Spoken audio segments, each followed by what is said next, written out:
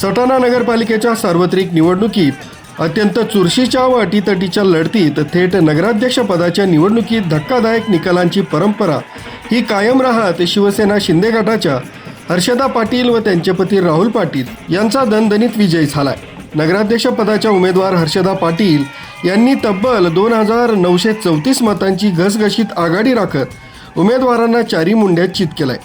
भाजपाचे माजी नगराध्यक्ष सुनील मोरे यांच्यासह पत्नी दोघांचाही पराभव केलाय।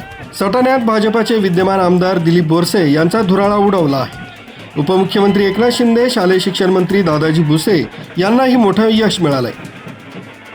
डॉक्टर तुकाराम गवळी, सक्षम पोलीस टाइम्स, न्यूज 112, सटाणा।